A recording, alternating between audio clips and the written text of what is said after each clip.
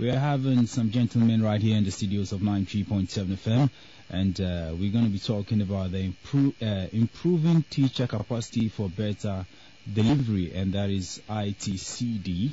I have in the studios AAED, and he's with NOYED-Ghana, and also Frederick Adima Zoya from he's the programs officer at NED, and Alaji Abdallah Goro happens to be with GS. He's the Metro Training Officer, and they're here in the studios, like I told you. And unfortunately, we have to break point blank from affiliate station CTFM in Accra to bring you this wonderful program. You're welcome, gentlemen. Thank you. Yes, please. Before we start, I would want you to tell us exactly what improving teacher capacity for better delivery project is all about and why the project. But I would want Mr. Fred to handle this question. Thank you very much. All right. Before I even come to that, let me begin by saying a little about what these organizations do. And I am coming from the Northern Network for Education Development, which is NED. And NED is an advocacy network made up of individuals and civil society organizations, and then some government departments who have an interest in education, especially that of Northern Ghana, because there is that concern that the 3 regions of the north are the most deprived, and as a result, most of them have so many challenges when it comes to education. So what these organizations do is to provide service delivery or advocacy. And the members seated here are part of the network we call the Northern Network for Education Development. Okay. Now, with the improving teacher capacity for better delivery, NED and its partners over the years have embarked on education advocacy. Okay. We conducted a study in 2009 on teacher absenteeism, and we tried to find out how can we improve this situation and get teachers to be able to commit themselves. Again, we conducted a study on tracking education resources. All were geared towards improving quality education. Now, it is not just about access to education, but the quality of the education that you or our young ones are going to benefit. To what extent will it help these people? Again, I remember in 2000 we conducted a study on a community education teaching assistance program and to see how we can support this process, because we felt that if you are looking for quality education, then the people who deliver education to the young ones should have a certain standard or a basis that can help them to deliver the quality education. So this project, Improving Teacher Capacity for Better Delivery, is a top-up or a consolidation of the programs or the projects that we have carried out over the years. And so it is focusing on the teacher who is the center of delivering quality education. And so that is why we are looking at this. Quality education, you should look at the teacher. How do you enhance the teacher's capacity to be able to deliver quality education? So these were some of the reasons, based on the study that we conducted over the years, that have informed this program or this project. All right, thank you very much. Now, Mr. Ed, from Mr. Fred's presentation, he just started. He's telling us more about the ITCD, which is improving teacher capacity for better delivery. Now, what have you done so far? Can you tell us what you've done so far, Mr. Ed? Okay. Yes. Thank you very much once again for the opportunity. I'm coming from NOYED, and NOYED stands for Net Organization for Youth Empowerment and Development. Okay. And a member of the consortium working on this ITCD project. The project is a 3-year project, and NED and the consortium members is having assistance or financial support from Star Ghana to implement this very project. And certainly a project of this sort, you need to have better groundings in order to ensure that what you are going to do will be credible enough. So upon the approval of the project or the proposal that we submitted to Start Ghana, the consortium got a consultant to conduct a study or otherwise inventory to come up with the true status of INSET, that's the in-service training for teachers in the project districts that the project is actually touching on. In northern region, the project is implemented in Tamale Metro, and NOYED is directly in charge of that. We have Karaga, which is taken care of by TIDA. We have two other districts in Upper West and two other in Upper East. But so far, besides this inventory that we conducted, we have also carried out a consultative meeting with the key stakeholders that we have identified to deal with as far as this project is concerned. And that was actually to ensure that we build that kind of consensus, get their commitment and concerns to ensure that they give us the best of backing when we hit the ground implementing this very project fully. The other thing that we have done to date is one of this, this very activity is but one under the particular line, dissemination of the findings of the study. So we are sharing the findings that we have gotten out of the study that we did in order to ensure that we have as many as possible teachers, the community in totality or the population in totality, appreciating the findings of the study and to see how best we can actually have all hands on deck to ensure that we have the best of capacity development for our teachers in these project districts and beyond.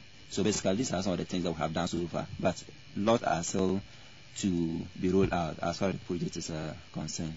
All right. Now, can you just clear this out also? Who are the major stakeholders as far as the implementation of the project is concerned? Very well. Yes. Because I heard you talk about stakeholders when you were. Yes. Education is said that we have not just GES as the parent body responsible for teaching and learning. We have some other stakeholders who are in one or other very key in ensuring that we actually have the best of teaching and learning taking place in our communities. And the stakeholders that we are working with under this project include the regional houses of chiefs. The traditional leaders, certainly we can't undermine their authorities when it comes to decision making at the community level and even at the national level. So we have identified them as a body that when we liaise with, get their concerns fully on board, they also have a way of influencing community schools to at least have a way of paying attention to insects within their schools. So the regional houses of chiefs or the traditional leaders are part. We are also hoping to have the regional coordinating councils giving us support, the district assemblies, SMCPTAs, and teachers, NATs, and other people who matter, or other organizations who matter as far as education delivery is concerned. So basically, these are the stakeholders that we'll be dealing with in rolling out this very project. All right. If I can add a little to that. All right, yes. For me, I even think that when it comes to issues of education, every Ghanaian should be an important stakeholder. Okay. Because if these issues are not addressed, then we are the same people who will suffer. Because if these children don't have quality education and they drop out of school, then who will it affect? The parent and the community from which they are coming from. So we all are stakeholders in this process. Okay. And to add something to what he's just saying, we are even targeting to the extent that we are going to the Parliament or the Education Subcommittee in Parliament to engage them on these issues. And we are not leaving behind the MPs from the 3 northern regions, because we believe that everybody should play an important role in this process. Because we are poor, and the only way that we can come out of this poverty is through education. Okay. And so any other person who can influence this process is considered an important person in this whole process. And we are going out to get every other person, especially our brothers and our sisters from northern Ghana, to see this as a matter of urgency and concern. And then we together can address this. So we all are stakeholders in this process. All right. Yeah. Okay, so Alaji Abdullah Guru, you are with the GES, and I would like to ask you this question. What is the role of the Ghana Education Service in this particular project? Yes. Thank you very much. And good evening to your cherished audience. GES play a very crucial role in ensuring effective implementation of INSET program at the school level, at the district level, up to the national level. So we have put down structures that takes care of this. At the national level, we have National INSET Unit. If you come down to regional level, regional education offices, they also play supervisory role. At the district level, we have District INSET Committee.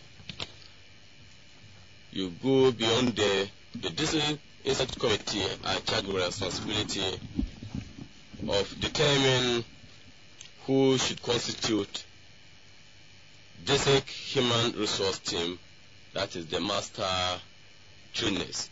They also have District Teacher Support Team. And if you go beyond there, we have at the school level curriculum leaders. All these play specific roles in ensuring effective INSET implementation in GES. Take for example, at the school, at the district level, the District INSET Committee, they play a very important role, like I said earlier, in determining who should constitute the district master trainers. And beyond that, they also determine officers that constitute district teacher support team. And with these two bodies put in place, the challenges faced by teachers at the classroom are adequately addressed. The master trainers provide training to the DTS team members, that's a district support team, teacher support team, in the various special subject areas such as mathematics, science, English, ICT, and other subject areas. The DTST also in turn train the curriculum leaders at the school level. The curriculum leaders are teachers at the basic school level whose selections are determined by the head based on the teacher competence, the teacher commitment to duty, the teacher interest and readiness in respective subject areas. So they are selected to represent their schools at the training ground. They are given some number of training relative to availability of funds.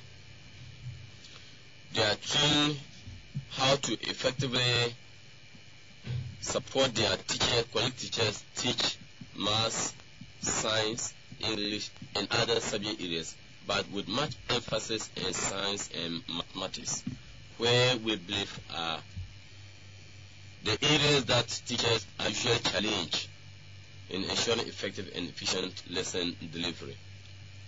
If they go, for one reason or the other, they still think that this area that they think is challenging is something they are not going to be able to handle effectively.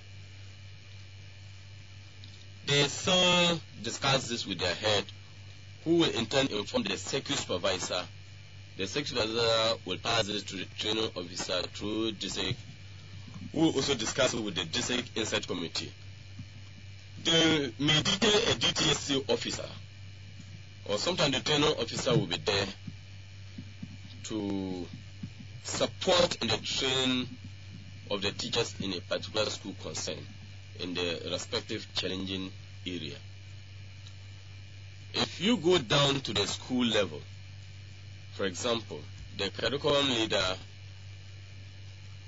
the head teacher of the school concerned, the teachers, they together determine a topic or number of topics that pose challenge to the teachers and people in the classroom. That is, if a teacher takes a lesson and have reason to believe that the objective set for the lesson is not being achieved, or the teacher already know from the onset, that is, at the beginning of the term, where teachers are supposed to prepare scheme of work. By scheme of work, I'm referring to the breakdown of the topics in the syllabus into teachable units. Long before even the day comes for the teacher to teach this lesson. The teacher, a very good teacher, could determine from this that this topic will require additional information to be able, for me to be able to teach it effectively in the classroom.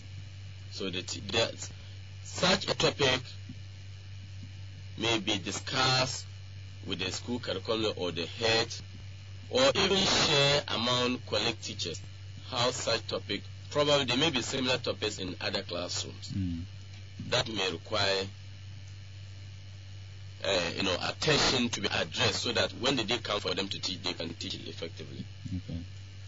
So if this is noted, the head of the school concerned in drawing the script for the term will capture this challenging topic in what we call SBI. By SBI, I'm referring to school-based in-service training. So if it is put there, there would be a day set where all teachers will meet. If it is something that the curriculum leader can handle at his level, he may still require the support of the second supervisor or a member of DTST or the head, in collaboration with the head. They sit down prior to the day of the implementation and plan adequately and provide all the necessary material that will be required for the insert for the day of implementation. I think beyond this one, like I said, school A, school B, school C, probably in the same vicinity, may have a problem that is common to all. So they can put their heads together and then share experience. And sometimes it may even go beyond the level of their curriculum. So they may invite somebody to a forum we describe as cluster based insight. So at the implementation level, we have the school-based insight and the cluster-based in-service training. For the cluster-based in-service, it is usually when a problem or a challenge is cross-cutting among neighboring schools. That is where it will warrant the organization of in-service training, where a number of schools, maximum 5, will come together to share experience, so that they can go back to their individual schools and implement them effectively in their classroom. All right. Okay, thank you very much. Well, if you just join us, it's time on 93.7 FM. Time's exactly 12 minutes past the hour 7. And in the studios, I have AAED, who is with NOYED-Ghana, and Frederick Adimazuya. I hope I got your name right. He's programs officer at NED. And Alaji Abdallah Guru, he is with GES. He happens to be the training officer, the Metro training officer, beg your pardon. And we are talking about ITCD project implemented by NED, GES, and other partners. And ITCD simply means improving teacher capacity for better delivery, right? Now, Mr. Fred, in your initial submission, when you were talking, you spoke about conducting inventory on insert for teachers. Can you give us highlights of the study? Okay, thank you very much. Let me just say, when we started this project, what we sought to do was to find out, because over the years, education standards were dropping. Students in northern Ghana, most of them were not performing well. So what we wanted to find out was, is it the same training that these people receive, and why is it, or how come some do well and others don't do well? Okay. So we wanted to find out if there are separate or different documents or programs of in-service training for teachers that make some do well and others don't perform well in the BECE. So we wanted to harmonize all these documents. And then we realized that there was a national in-service insert model that could be applied to all other schools in Ghana. So we sought to see how then can we do this. So in the study, that was one thing the study realized, that there was a national in-service or insert model that we all could use to enhance our educational development, especially for the young ones. And the model is very perfect. That was what the study realized, that the model is very perfect.